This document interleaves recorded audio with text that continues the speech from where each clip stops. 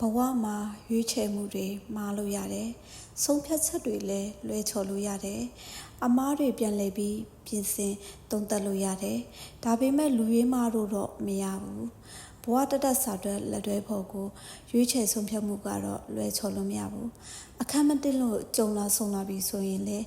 အမြတ်ဆုံးကြောခိုင်းလက်ထွက်နိုင်ရမယ်။ဒီလိုလူရွေးမမားဖို့ဆိုရင်လေဒီလူတယောက်ကိုပေါ်ဘလို့ပြုမှုဆက်ဆက်နေဆိုတာဝေဖန်ပိုက်ထားနိုင်ဖို့ကိုမှာကိုပိုင်စဉ်းစားတွေးခေါ်နိုင်စွမ်းရှိရမယ်။မှားနေမှန်းသိရင်မှန်တဲ့ဘက်ကိုဥတီချက်ပြောင်းဖို့လိုတယ်။ဘဝမှာရွေးချယ်မှုတွေမှားလို့ရတယ်။ဆုံးဖြတ်ချက်တွေလည်းလွဲချော်လို့ရတယ်။အမားတွေပြန်လည်ပြီးပြင်ဆင်သုံးသပ်လို့ရတယ်။ဒါပေမဲ့လူရွေးမားတို့တော့မရဘူး။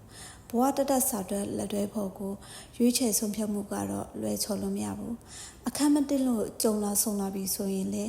အမြတ်ဆုံးကြောခိုင်းလက်ထွက်နိုင်ရမယ်။ဒီလိုလူရွေးမမားဖို့ဆိုရင်လေဒီလူတယောက်ကိုပေါ်ဘလို့ပြုမှုဆက်ဆက်နေဆိုတာဝေဖန်ပိုက်ထားနိုင်ဖို့ကိုမှာကိုပိုင်စဉ်းစားတွေးခေါ်နိုင်စွမ်းရှိရမယ်။မှားနေမှန်းသိရင်မှန်တဲ့ဘက်ကိုဥတီချက်ပြောင်းဖို့လိုတယ်။